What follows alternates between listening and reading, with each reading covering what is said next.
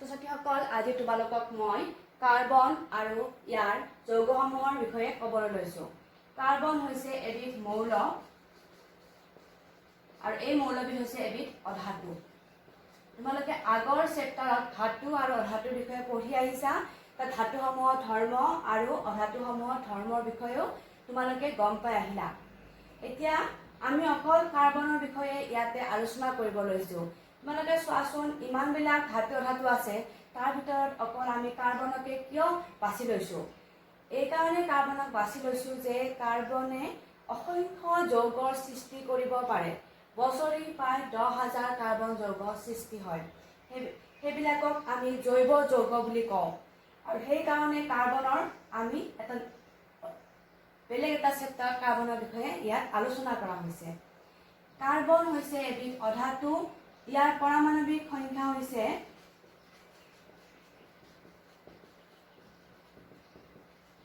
6 আৰু ইয়াৰ যোজ্যতা হৈছে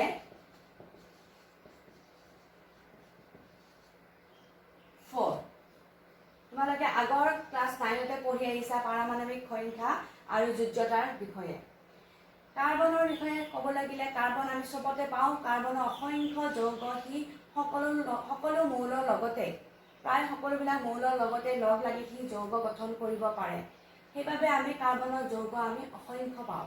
বিশেষকৈ আমি হাইড্ৰ'কাৰ্বন, কাৰ্বনে হাইড্ৰজেনৰ লগত লগ লাগি অসংখ্য যৌগ গঠন কৰে।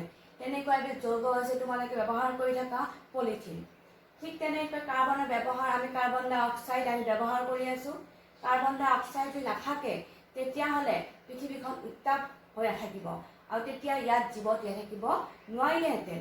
কাৰ্বন ডাই অক্সাইডৰ পৰিমাণ বৃদ্ধি হৈছে, সেইটো এটা বেলেগ বিষয়বস্তু, কিন্তু কাৰ্বন নোহোৱাকৈ পৃথিৱীখনত জীৱ জীয়াই থাকিব নোৱাৰে।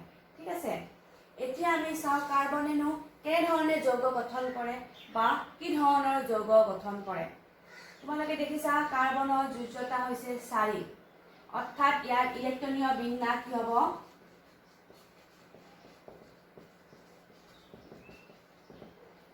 2.4, অৰ্থাৎ ইয়াত প্ৰথমটো কক্ষত 2টা ইলেক্ট্ৰন থাকিব আৰু দ্বিতীয়টো কক্ষত কি থাকিব? 4টা থাকিব। অৰ্থাৎ এই 4টা ইলেক্ট্ৰনে হয় সেই বিক্ৰিয়াত অংশগ্ৰহণ কৰিব। ঠিক আছে, এই 4টা ইলেক্ট্ৰনৰ কিমানকেইটা বিক্ৰিয়াত অংশগ্ৰহণ কৰে আমি তাকে চাওঁ আহা। তাত আমি জানো যে যৌগ এটা বহিঃকক্ষত থকা ইলেক্ট্ৰনবিলাকে বিক্ৰিয়াত অংশগ্ৰহণ কৰে। কিমানটা ইলেক্ট্ৰন প্ৰয়োজন হ'ব সেইটো নিৰ্ভৰ কৰে বিক্ৰিয়াটোৰ প্ৰকাৰৰ ওপৰত। বিক্ৰিয়াটো সিহঁতে কেনেকুৱা ধৰণে কৰিব বা তাক কিমানটা ইলেক্ট্ৰনৰ প্ৰয়োজন আছে। প্ৰথম কথা মনত ৰাখা, যিকোনো এটা মৌলই যৌগ গঠন কৰাৰ মূলতে হৈছে সি সদায় নিষ্ক্ৰিয় গেছৰ সৈতে পাব বিচাৰে। নিষ্ক্ৰিয় গেছ বা আদৰ্শ গেছৰ বা সম্ভ্ৰান্ত গেছৰ বিন্যাসটো লাভ কৰিব বিচাৰে। এতিয়া এই নিষ্ক্ৰিয় বা আদৰ্শ বা সম্ভ্ৰান্ত গেছ কোনবোৰ? এই গেছবোৰ হৈছে সেইবোৰ গেছ বা সেইবোৰ মৌল যিবোৰ পৰ্যাবৃত্ত তালিকাৰ 18 নম্বৰ বৰ্গত থাকে। ঠিক আছে, 18 নম্বৰ বৰ্গত থকা মৌলবিলাকক আমি সম্ভ্ৰান্ত গেছ, আদৰ্শ গেছ বা নিষ্ক্ৰিয় গেছ বুলি কওঁ। কিয় এইবিলাকক আমি এনেকৈ কওঁ? কাৰণ ইহঁতে কি কৰে, ইহঁতৰ বহিঃকক্ষত থকা ইলেক্ট্ৰন সম্পূৰ্ণ হৈ থাকে, অৰ্থাৎ ইহঁতে কোনো ধৰণৰ বিক্ৰিয়াতে অংশগ্ৰহণ নকৰে। ধৰা হ'ল হিলিয়ামৰ বহিঃকক্ষত থকা ইলেক্ট্ৰনৰ সংখ্যা 2 আৰু আমি দেখিছোঁ যে প্ৰথম কক্ষত মাত্ৰ 2টা ইলেক্ট্ৰন থাকিব পাৰে, অৰ্থাৎ হিলিয়ামৰ প্ৰথম কক্ষটো সম্পূৰ্ণ হৈ থাকে। ঠিক তেনেদৰে আমি অন্য এটা নিষ্ক্ৰিয় গেছ লৈছোঁ নিয়নৰ পাৰমাণৱিক সংখ্যা হৈছে 10 আৰু আমি যদি ইলেক্ট্ৰনীয় বিন্যাসটো লিখোঁ যে 2.8, অৰ্থাৎ আমি দেখিছোঁ যে 2 নম্বৰ কক্ষত 8টা ইলেক্ট্ৰন থাকিব পাৰে আৰু নিয়নৰ সেই 8টা ইলেক্ট্ৰনে আছে। 3 নম্বৰ হৈছে আৰ্গন 18, 2.8.8। গতিকে আমি ইয়াতো দেখিছোঁ যে তৃতীয় কক্ষত সৰ্বমুঠ 8টা ইলেক্ট্ৰন থাকিব পাৰে আৰু আৰ্গনৰ ক্ষেত্ৰতো কি হৈছে? 8টা ইলেক্ট্ৰনে আছে। গতিকে আমি ইয়াৰ পৰা কি বুজিলোঁ যে এই মৌলবিলাকে আৰু কোনো ধৰণৰ ইলেক্ট্ৰন ল'ব নিবিচাৰে বা ইহঁতে কাকো দিব নিবিচাৰে, অৰ্থাৎ ইহঁতে বিক্ৰিয়াত অংশগ্ৰহণ নকৰে, সেইকাৰণে এইবিলাক মৌলক আমি কি মৌল বুলি কওঁ? নিষ্ক্ৰিয় মৌল বা সম্ভ্ৰান্ত গেছ বুলি কওঁ। এতিয়া প্ৰতিটো মৌলই ইহঁতৰ সজ্জা পাব বিচাৰে, কাৰণ প্ৰত্যেকেই কি হ'ব বিচাৰে? প্ৰত্যেকেই নিষ্ক্ৰিয় বা সম্ভ্ৰান্ত হ'ব বিচাৰে। গতিকে প্ৰত্যেকৰে উদ্দেশ্য এটাই যে সিহঁতে ওচৰৰ যিকোনো এটা নিষ্ক্ৰিয় গেছৰ সজ্জা পাব লাগে। এতিয়া আমি চাওঁ কাৰ্বন। কাৰ্বনৰ যোজ্যতা হৈছে 4। তোমালোকে ইতিমধ্যে গম পালা কাৰ্বনৰ যোজ্যতা কিমান? 4। অৰ্থাৎ কাৰ্বনক যদি আমি আকোঁ তেতিয়াহ'লে ইয়াৰ কেইটা ইলেক্ট্ৰন থাকিব? এনেকৈ 4টা ইলেক্ট্ৰন থাকিব। এতিয়া ই নিষ্ক্ৰিয় গেছৰ সজ্জা হ'ব লাগিলে কি হ'ব লাগিব? হয় সি 4টা ইলেক্ট্ৰন যোগ হ'ব লাগিব, ইয়াৰ লগত 4 4 হৈ গ'ল 8, আৰু নতুবা ই বেলেগৰ পৰা আৰু 4টা ইলেক্ট্ৰন সি ল'ব লাগিব। ঠিক আছে, বা বেলেগক কাৰোবাক ইলেক্ট্ৰন সি ত্যাগ কৰিব লাগিব, তেতিয়া হৈ যাব তাৰ ইলেক্ট্ৰনীয় বিন্যাস 0, অৰ্থাৎ বহিঃকক্ষত তাৰ এটাও ইলেক্ট্ৰন নাথাকিব। হয় সি 4টা ল'ব বেলেগৰ পৰা, নহ'লে সি বেলেগক 4টা দিব। কিন্তু এইটো সম্ভৱ নহয়। কিয় সম্ভৱ নহয়? কাৰণ 4টা ইলেক্ট্ৰন ল'বৰ বাবে যিমান শক্তিৰ প্ৰয়োজন সিমানখিনি শক্তি কাৰ্বনে যোগাৰ কৰিব নোৱাৰে। কাৰণ আমি চাওঁ, আমি ক্লাছ 9ত পঢ়ি আহিছিলোঁ যে প্ৰটনৰ সংখ্যা সমান ইলেক্ট্ৰনৰ সংখ্যা। যিহেতু পাৰমাণৱিক সংখ্যা 6, গতিকে আমাৰ প্ৰটনৰ সংখ্যা, প্ৰটন 6টা থাকিব, এইটো কক্ষত 2টা ইলেক্ট্ৰন আছে আৰু এইটো কক্ষত আছে 4টা ইলেক্ট্ৰন, অৰ্থাৎ প্ৰটনৰ মান কিমান? 6। যদি আমি আৰু 4টা ইলেক্ট্ৰন ল'ব খোজো তেতিয়াহ'লে এই 6টা প্ৰটনে ইমানখিনি শক্তি যোগান ধৰিব নোৱাৰে যে সি আৰু 4টা ইলেক্ট্ৰন সি ইয়াত সোমোৱাই ল'ব পাৰিব। কাৰণ আমি জানো যে যিকোনো এটা বস্তু কৰিবৰ কাৰণে শক্তিৰ প্ৰয়োজন, শক্তি অবিহনে কোনো কামেই নহয়। গতিকে 6টা প্ৰটনে 10টা কাৰ্বন 10টা ইলেক্ট্ৰন ধৰি ৰাখিবৰ শক্তি নাথাকে। যিহেতু প্ৰটনে সকলোখিনি প্ৰটনবিলাক হৈছে পজিটিভলি চাৰ্জ, আমি পাই আহিছোঁ। গতিকে 6টা পজিটিভ আয়নে কেতিয়াও 10টা নিগেটিভ আয়নক ধৰি ৰাখিব নোৱাৰে। গতিকে ই কি কৰিব নোৱাৰে? 4টা ইলেক্ট্ৰন সি ল'ব নোৱাৰে।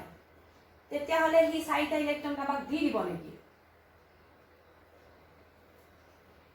ই 4টা ইলেক্ট্ৰন কাৰোবাক দি দিব নেকি? 4টা ইলেক্ট্ৰন দিবও নোৱাৰে। কিয়? কাৰণ ইলেক্ট্ৰন উলিয়াই নিবৰ কাৰণে যথেষ্ট পৰিমাণৰ শক্তিৰ প্ৰয়োজন। সেই শক্তিটোক কয় আয়নীকৰণ শক্তি। 4টা ইলেক্ট্ৰন বাহিৰ কৰি দিবৰ কাৰণে যথেষ্ট শক্তিৰ প্ৰয়োজন, সিমানখিনি শক্তি কাৰ্বনে এৰি দিবৰ কাৰণে সম্ভৱ নহয়। গতিকে ই 4টা ইলেক্ট্ৰন ত্যাগো নকৰে। গম পালা? গতিকে আমি কি দেখিলোঁ যে 4টা ইলেক্ট্ৰন সি বেলেগৰ পৰাও নলয় আৰু কাকো দিবও নোৱাৰে। গতিকে তেনে ক্ষেত্ৰতনো কাৰ্বনে কেনেকৈ যৌগ গঠন কৰিছে? ইমানবোৰ যৌগ, সেইটো হৈছে সহযোজী বান্ধনিৰ দ্বাৰা, অৰ্থাৎ ইলেক্ট্ৰন ভাগ বতৰা কৰিছে সহযোজী বান্ধনিৰ দ্বাৰা। ইয়াৰ আগৰ অধ্যায়ত তোমালোকে পাই আহিছা আয়নীয় বান্ধনিৰ বিষয়ে। আয়নীয় বান্ধনিত কি কৰে? ইলেক্ট্ৰন এটাই ত্যাগ কৰে, আনটোৱে গ্ৰহণ কৰে। আয়নীয় বান্ধনি সদায় মনত ৰাখিবা, আয়নীয় বান্ধনিবোৰ ধাতু আৰু অধাতুৰ মাজত গঠন হয়। ধাতু আৰু অধাতুৱে মিলি সদায় আয়নীয় বান্ধনি গঠন কৰে। যেনে ছডিয়াম ক্লৰাইড, তোমালোকে দেখি আহিছা ছডিয়াম ক্লৰাইডৰ বিষয়ে, তোমালোকে পাই আহিছা, যৌগবোৰৰ নাম তোমালোকে লিখি আহিছা। ছডিয়াম ক্লৰাইড, ছডিয়ামৰ বহিঃকক্ষত এটা ইলেক্ট্ৰন থাকে, ঠিক আছে। ক্লৰিনৰ বহিঃকক্ষত 7টা ইলেক্ট্ৰন থাকে। তোমালোকে ইলেক্ট্ৰনীয় বিন্যাস লিখিব চেষ্টা কৰিবা, তেতিয়া তোমালোকে গম পাবা মই কি আঁকি আছোঁ। এতিয়া এইটো ফুটচিন বুলি কয়। ইলেক্ট্ৰনৰ ফুটচিন ব্যৱহাৰ কৰি ছডিয়াম ক্লৰাইডৰ গঠন দেখুওৱা, তেতিয়া তোমালোকে এনেকৈ ফুটচিন ব্যৱহাৰ কৰিব লাগিব। এতিয়া ছডিয়ামৰ এই ইলেক্ট্ৰনটো ইয়াত বেছি হৈ আছে, কাৰণ ছডিয়ামৰ ইলেক্ট্ৰনীয় বিন্যাস হৈছে 2.8.1। আমি আগৰ ক্লাছতে আগতে কৈছোঁ, অলপ আগতে মই ক'লোৱেই যে যিকোনো মৌলই তাৰ ওচৰৰ সম্ভ্ৰান্ত গেছৰ সজ্জা পাব বিচাৰে। গতিকে ই কি কৰিব? ই সদায় 8 হ'ব বিচাৰিব, অৰ্থাৎ এই ইলেক্ট্ৰনটো ইয়াত অলাগতীয়াল হৈ আছে। ঠিক তেনেকৈ ক্লৰিনৰ ক্ষেত্ৰত 2.8.7 পাৰমাণৱিক সংখ্যা 17 গতিকে এটো ভাগ কৰিলে কি হ'ব 2.8.7 গতিকে ইয়াক কেইটা ইলেক্ট্ৰন লাগে আৰু এটা ইলেক্ট্ৰন পালে কি হ'ব ই সম্ভ্ৰান্ত গেছৰ সহ্য পাব তোমালোকে এটা কথাই মনত ৰাখিবা যে মৌলবিলাকে সদায় ইয়াৰ ওচৰৰ সম্ভ্ৰান্ত গেছৰ সহ্যটো পাব বিচাৰে সেইবিলাক হিলিয়াম হ'ব পাৰে নিয়ন হ'ব পাৰে আৰ্গন জেনন এইবিলাক হ'ব পাৰে ঠিক আছে গতিকে ইয়াতে সোডিয়ামে যেটো ইলেক্ট্ৰন তাৰ অলাগতিয়াল থাকিব সেই ইলেক্ট্ৰনটো ইয়াক দি দিব দি দিয়াৰ লগে লগে সোডিয়ামে এটা ইলেক্ট্ৰন হেৰুৱালে আমি কি বুলি কৈছিলো পজিটিভ চাৰ্জ আমি ক্লাস 9 ত পঢ়ি আহিছো ইলেক্ট্ৰন যেতিয়া হেৰুৱাব তাক আমি পজিটিভ বুলি কওঁ কাৰণ ইলেক্ট্ৰন এটা ঘাটি হৈছে আৰু ক্লোৰিনে নিগেটিভ আয়ন গঠন কৰিব কাৰণ তাত ইলেক্ট্ৰনৰ সংখ্যা বাঢ়ি গ'ল যথকাতকৈ বাঢ়ি গ'ল কেইটা হৈ গ'ল 8টা হৈ গ'ল তো সোডিয়াম আৰু ক্লোৰিনে কি আয়ন গঠন কৰিলে পজিটিভ আৰু নিগেটিভ আমি জানো যে পজিটিভ নিগেটিভ লগ লাগিলে কি হয় এটা বান্ধনীৰ সৃষ্টি হয় এই পজিটিভ আয়ন আৰু নিগেটিভ আয়নৰ দ্বাৰা যি বান্ধনী গঠন হয় সেই বান্ধনীক আমি আয়নীয় বান্ধনী বুলি কওঁ এতিয়া আমি আমাৰ নিজৰ এই চেপ্টাৰটোৰ বিষয়বস্তুলৈ সহযোজী বান্ধনী তেতিয়াহ'লে সহযোজী বান্ধনীটো নিশ্চয় আয়নীয় বান্ধনীতকৈ বেলেগ হ'ব সহযোজী বান্ধনী শব্দটোৱে কৈছে যে ইয়াত ইলেক্ট্ৰন ভাগ বতৰা হ'ব ইয়াতে ইলেক্ট্ৰনৰ কি হ'ব ভাগ বতৰা হ'ব অৰ্থাৎ ইলেক্ট্ৰনবিলাক শ্বেয়াৰ কৰিব যাৰ লগত যেইটা লগা আছিল সেইটা অন্যটো মৌলৰ লগত শ্বেয়াৰ কৰিব প্ৰথমটো আমি মৌললৈ যাওঁ হাইড্ৰোজেন তোমালোকে সদায় দেখিছা যে আমি হাইড্ৰোজেনটো সদায় এনেকৈ গেছীয় অৱস্থাত লিখো কিয় লিখো কাৰণ হাইড্ৰোজেনে সদায় ইলেক্ট্ৰন ভাগ বতৰা কৰি বন্ধনী গঠন কৰি থাকে সহযোজী বন্ধনী গঠন কৰি থাকে সেইকাৰণে আমি বেছিভাগ আমি অধাতুবিলাকক আমি এনেকুৱা ধৰণৰ অণু অৱস্থাতে আমি পাওঁ যদিও আমি ধাতুবিলাক কিন্তু তাক পৰমাণু অৱস্থাতে আমি পাওঁ কিন্তু অণুবিলাক আমি কিহত পাওঁ অধাতুবিলাক আমি কিহত পাওঁ অণু অৱস্থাতে বেছিভাগ পাওঁ ঠিক আছে এতিয়া হাইড্ৰোজেনলৈ আমি হাইড্ৰোজেনৰ কথাটো মই বুজাই দিছো হাইড্ৰোজেনে কি বান্ধনী গঠন কৰে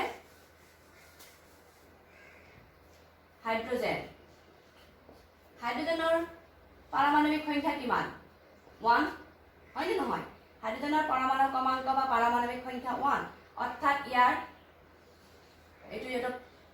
এইটো হৈছে নিউক্লিয়াছ আৰু ইয়াত থকা প্ৰথমটো কক্ষত থকা ইলেক্ট্ৰন সংখ্যা কিমান 1 এটা ইলেক্ট্ৰন থাকিব সেই এটা ইলেক্ট্ৰন কি কাবাক দিব পাৰিব নেকি এটা ইলেক্ট্ৰন কাকো দিব নোৱাৰে বা কাৰোবাৰ পৰা সি ইলেক্ট্ৰন এটা ল'বও নোৱাৰে সেইকাৰণে সি কি কৰিব ল'ব পাৰিব কিন্তু হাইড্ৰোজেনে হেৰি কৰিব নোৱাৰে সি বেলেগৰ পৰা ল'ব পাৰিব যদি ধাতু হয় তেতিয়া সি ল'ব পাৰিব এই ক্ষেত্ৰত দুটা হাইড্ৰোজেনৰ ক্ষেত্ৰত কি হ'ব এতিয়া এই হাইড্ৰোজেনটো ইলেক্ট্ৰনটো দিব নোৱাৰে গতিকে ই কি কৰিব সহযোজী যৌগ গঠন কৰিব চেষ্টা কৰিব দুটা হাইড্ৰোজেন দুটাৰে আমাক দেখুৱাইছো আমি এইটো এটা হাইড্ৰোজেন আমি এটা ইলেক্ট্ৰন দেখুৱাইছো এইটো এটা হাইড্ৰোজেন আমি কি দেখাইছো এটা ইলেক্ট্ৰন দেখুৱাইছো এই দুইটাই কি গঠন কৰিব এনেকুৱাকে ইহঁতে কি কৰিব ইলেক্ট্ৰন শ্বেয়াৰ কৰিব দেখিলানে শ্বেয়াৰ কৰোঁতে এজো ইলেক্ট্ৰন ইয়াতে ভাগ বতৰা হৈছে গতিকে হাইড্ৰোজেন লগ লাগি এক বান্ধনীৰ সৃষ্টি কৰিব এডালক আমাৰ কয় সহযোজী বান্ধনী এডাল বান্ধনী গঠন কৰিছে কাৰণ ইয়াতে এজো ইলেক্ট্ৰন ইহঁতৰ মাজত কি হৈছে ভাগ বতৰা হৈছে ইলেক্ট্ৰন ভাগ বতৰা হোৱাৰ ফলত হাইড্ৰোজেনে কি লাভ কৰিলে হাইড্ৰোজেনে দুটা ইলেক্ট্ৰন লাভ কৰিলে অৰ্থাৎ সি হিলিয়ামৰ সজ্জা পাই গ'ল হিলিয়ামৰ কিমান আছে 2 হিলিয়ামৰ সজ্জা সি লাভ কৰিলে গতিকে দুইটা হাইড্ৰোজেনে কিহৰ সজ্জা লাভ কৰিলে হিলিয়ামৰ সজ্জা লাভ কৰিলে অৰ্থাৎ ইহঁত সুস্থিৰ হৈ গ'ল এনেকুৱা ধৰণৰ বান্ধনীক আমি কি কওঁ সহযোজী বান্ধনী বুলি কওঁ আৰু এইটো হাইড্ৰোজেন লগ লাগি কি কৰিছে এক বান্ধনীৰ সৃষ্টি কৰিছে এতিয়া আমি অন্য এটা মৌল লৈছো এইটো হৈছে অক্সিজেন ল'ব পৰা সালফাৰ ল'ব পৰা ঠিক আছে অক্সিজেনৰ পাৰমাণৱিক সংখ্যা কিমান 8 হয় নহয় ইয়াৰ ইলেক্ট্ৰনীয় বিন্যাস কিমান ইলেক্ট্ৰনীয় বিন্যাস লিখিব প্ৰথমটো কক্ষত দুটা ইলেক্ট্ৰন সোমাব তো দ্বিতীয়টো কক্ষত 6টা ঠিক আছে অৰ্থাৎ যদি আমি অক্সিজেনৰ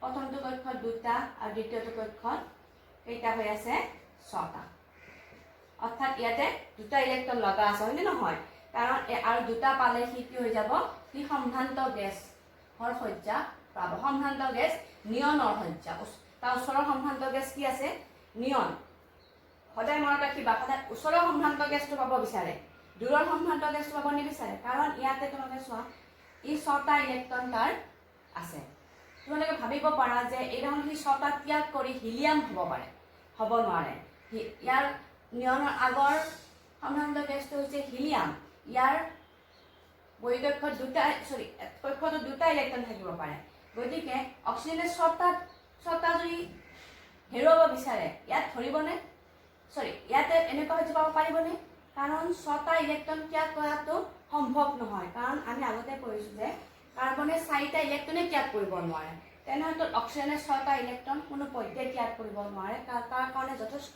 পৰিমাণৰ আয়নীয় শক্তিৰ প্ৰয়োজন যিটো সম্ভৱে নহয় গতিকে ই কি কৰিব ওচৰৰ যিটো সম্ভ্ৰান্ত গেছ আছে সেইটোৰ সৈতে পাব বিচাৰিব ই উল্টাকে যে হিলিয়ামক পাব নিবিচাৰে ইয়াৰ ওচৰত যিটো আছে সেইটো পাব বিচাৰিব সেইটো হৈছে নিয়ন গতিকে নিয়নৰ সৈতে পাব বিচাৰিব গতিকে আমি অক্সিজেনটো চাওঁ এইটো আমি দুটা ইলেক্ট্ৰন লাগে গতিকে আমি অক্সিজেনটো আমি আঁকি ল'লোঁ প্ৰথমতে অক্সিজেন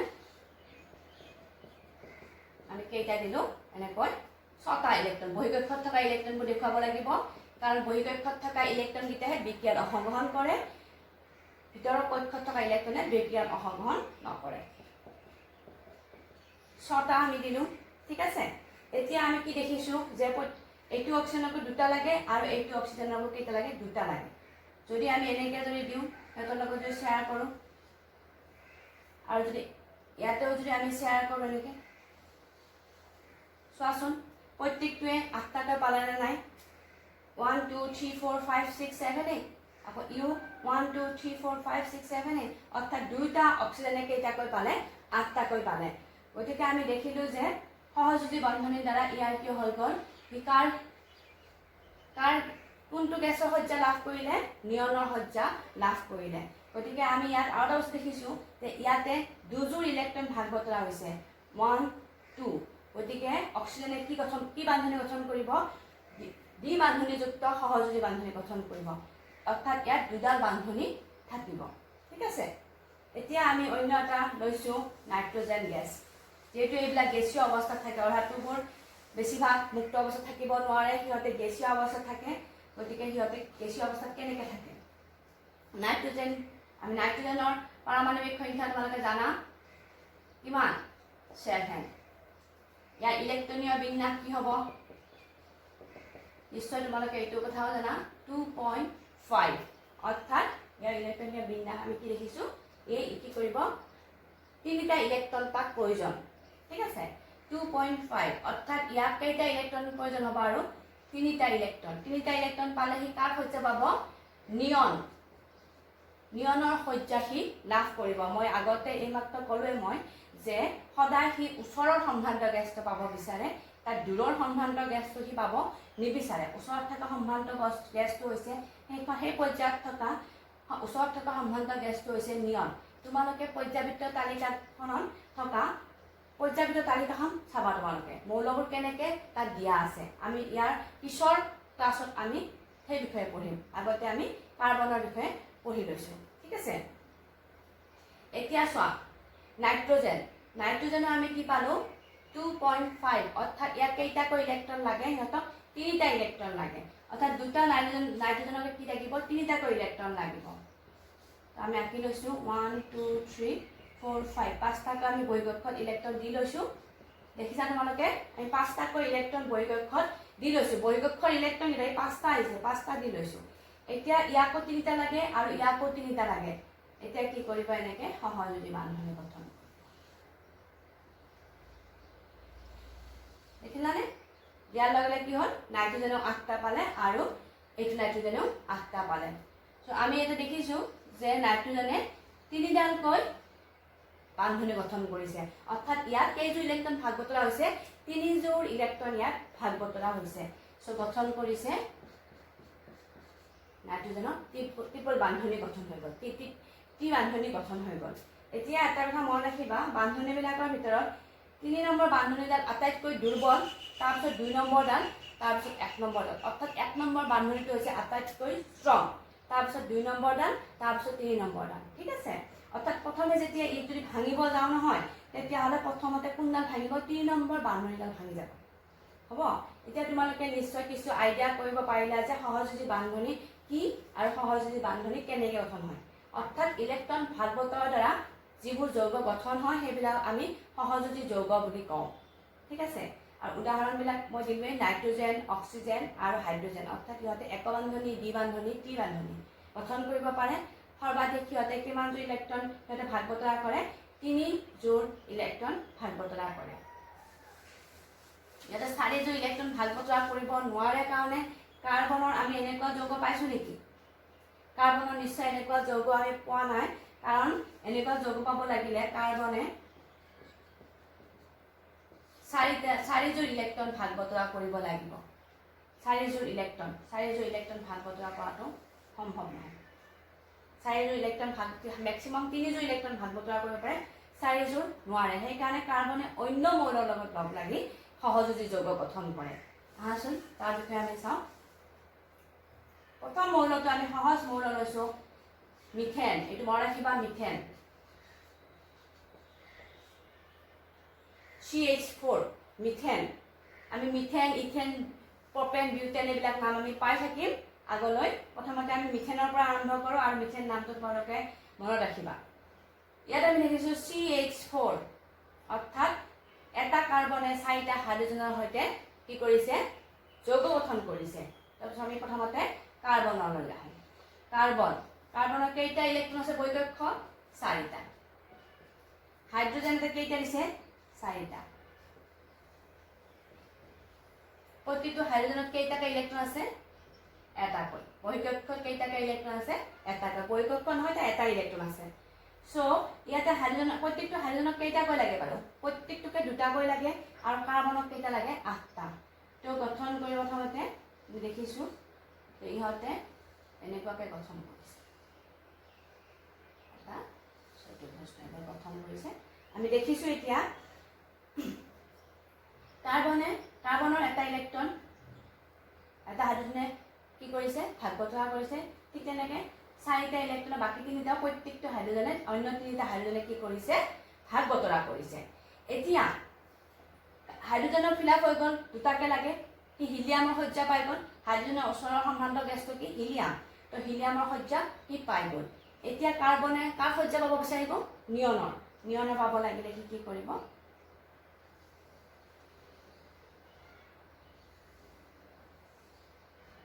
এতিয়া তোমালোকে চোৱাচোন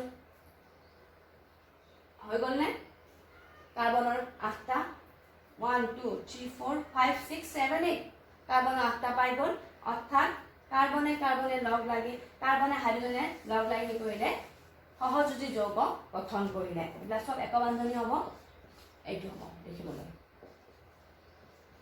ষ্ট্ৰাকচাৰটো দেখিবলৈ এনেকুৱা হ'ব গতিকে আমি দেখিলো যে কাৰ্বনে কি কৰিছে এটাকৈ ইলেক্ট্ৰন সবৰ পৰা লৈ 4টা হাইড্ৰজেনৰ পৰা প্ৰত্যেকৰ পৰা এটাকৈ ইলেক্ট্ৰনৰ লগত কি কৰিছে ভাগ বতৰা কৰি মিথেন অণু গঠন কৰিছে নিশ্চয় তোমালোকে এইখিনি বুজি পালা নহলে তোমাক তেনেকৈ যিকোনো মৌল লিখিব পাৰিবা তেনেকৈ পানী H2O পানী তোমালোকে জানা দেখিছা তোমালোকে দুটা হাইড্ৰজেন পৰমাণুৰ লগত এটা অক্সিজেন পৰমাণু লগ লাগিছে গতিকে আমি চাওঁ হাইড্ৰজেন দিম ইফালে এটা হাইড্ৰজেন দিম আৰু অক্সিজেনটো আমি কৰিলে মাজত দিলো অক্সিজেনৰ কেইটা আমি জানো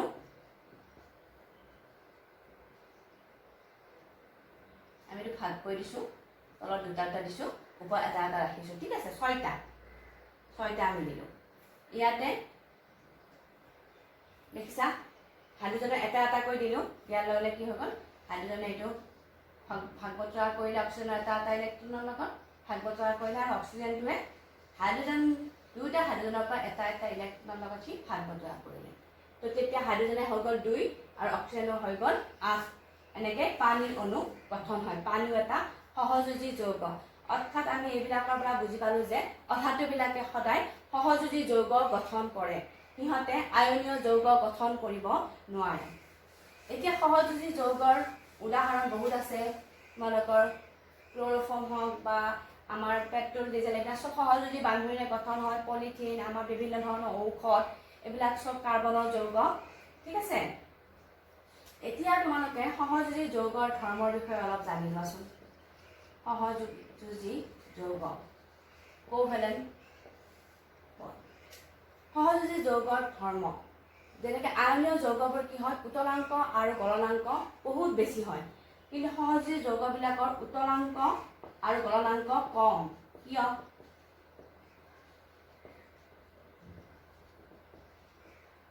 কিয় জানানে? আমি মনত পেলোৱাচোন, পলিথিন এটা তাপ দিয়ালৈ কি হৈ যায়? গলি যায়। কিয়?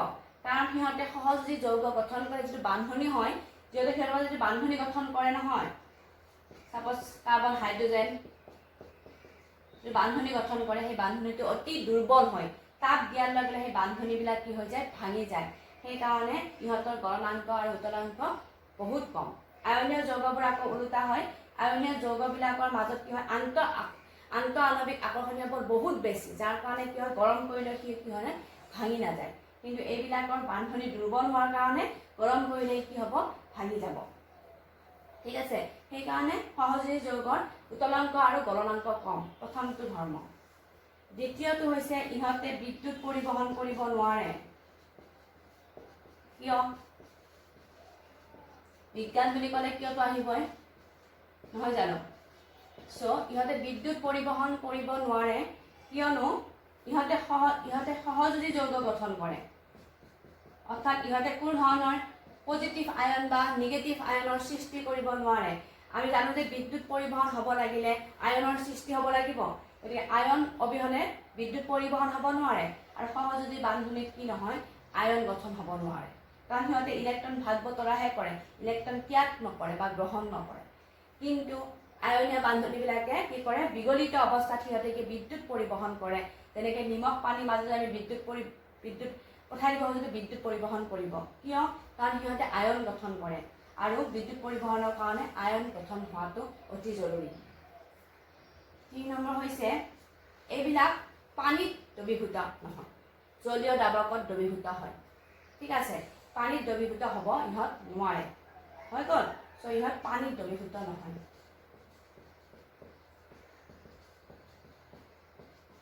ইহঁতে পানীৰ লগত কোনো ধৰণৰ বান্ধনি গঠন কৰিব নোৱাৰে, সেইকাৰণে ইহঁতক যদি পানীত ডুবাই দিওঁ তেতিয়াহ'লে সি পানীত দ্ৰৱীভূত নহয়। ঠিক আছে? আৰু সহযোজী যৌগবোৰ কি হয়? থুনুকা টাইপৰ হয়, কাৰণ ইহঁতৰ আন্তঃ আণৱিক বল অতি কম, যাৰ কাৰণে গলনাংক আৰু উতলাংক যথেষ্ট কম হয়। নিশ্চয় তোমালোকে সহযোজী যৌগৰ বিষয়ে গম পালা। এতিয়া তোমালোকে কিছুমান এনেকুৱা যৌগৰ বিষয়ে তোমালোকে লিখিব পাৰিবা, যেনে কাৰ্বন ডাই অক্সাইড, নাইট্ৰজেন ডাই অক্সাইড, ক্লৰিন অণু, এইবিলাকৰ নিশ্চয় তোমালোকে গঠন, ক্লৰিন অণু, ফ্লৰিন অণু, এইবিলাকৰ নিশ্চয় তোমালোকে গঠন লিখিব পাৰিবা। গতিকে তোমালোকে চেষ্টা কৰিবা এইবিলাক লিখিবলৈ। ঠিক আছে? এইখিনিলৈকে মই তোমালোকক আজি কাৰ্বনৰ যৌগৰ বিষয়ে পঢ়ালোঁ, আৰু কাৰ্বনে কিয় ইলেক্ট্ৰন ভাগ ত্যাগ নকৰে বা গ্ৰহণ নকৰে বা আয়নীয় বান্ধনি কিয় গঠন কৰিব নোৱাৰে সেইটো মই ক'লোঁ। আৰু কাৰ্বনে মিলেও যৌগ গঠন কৰিব নোৱাৰে। কাৰ্বনে সদায় অন্য মৌলৰ লগত লগ লাগিহে যৌগ গঠন কৰে, সেইকাৰণে আমি কাৰ্বনৰ যৌগ অসংখ্য পাওঁ। গতিকে আমি দেখিলোঁ ইয়াতে কেনেকৈ সহযোজী বান্ধনি গঠন হয়, কেনেকৈ ইলেক্ট্ৰন ভাগ বতৰা কৰি বান্ধনি গঠন কৰে মৌলসমূহে, আমি সেইটো দেখিলোঁ। আৰু এইটো গম পালোঁ যে অকল অধাতুবিলাকেহে সহযোজী বান্ধনি গঠন কৰে, ধাতু আৰু অধাতুৱে মিলি সদায় কি কৰে? আয়নীয় বান্ধনি সি গঠন কৰে। গতিকে আমি এইখিনিলৈকে পঢ়িলোঁ। ইয়াৰ পিছত আমি পঢ়িম কাৰ্বনে মিলেও কিন্তু অসংখ্য যৌগ গঠন কৰে, সি অসংখ্য দীঘল শৃংখল গঠন কৰিব পাৰে। নেক্সট পাৰ্টত আমি কাৰ্বনৰ বিষয়ে আমি পঢ়িম, কাৰ্বন আৰু হাইড্ৰজেনৰ বিষয়ে পঢ়িম। ঠিক আছে? এতিয়ালৈ ইমানখিনিয়ে। Thank U.